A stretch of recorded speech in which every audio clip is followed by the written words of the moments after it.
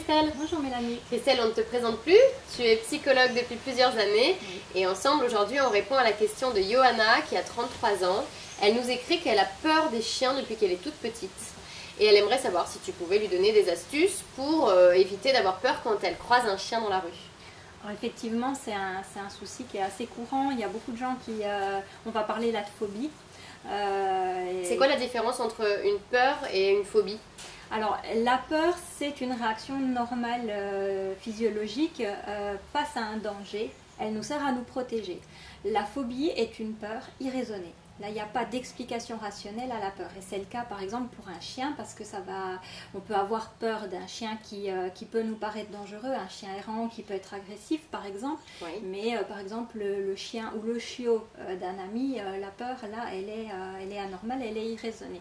Et pour le cas de Johanna, je pense que ça va jusque-là, puisque c'est une peur qui, du coup, devient handicapante. Est-ce qu'une phobie peut être due à un traumatisme ? Dans l'enfance ou dans la vie? Alors oui, très souvent, effectivement, il y a une origine ça peut être intéressant de chercher justement l'origine pour comprendre. Ça peut être une expérience dans la petite enfance par rapport à un chien qui a mordu, ou alors ça peut être dans un contexte difficile, douloureux pour l'enfant, croiser un chien et il y a une association qui se fait et qui va créer l'origine de la phobie. Est-ce que cette phobie peut être transmise par les parents dans la petite enfance, par une peur, par une phobie eux-mêmes qu'ils ont transmise à leurs enfants? Ça peut, effectivement, ça peut, oui.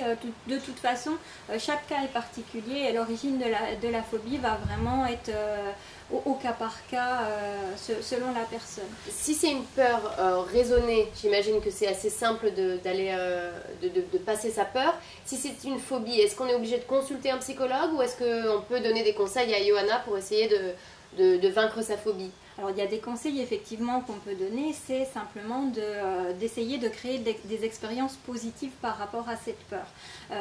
Essayer d'être en contact avec des chiots, ce qui est quand même plus facile, ou avec des chiens, des petits chiens d'amis dont on est sûr qu'il n'y aura pas d'agressivité, mais se confronter à cette peur pour finalement que l'esprit comprenne qu'il n'y a pas de danger réel.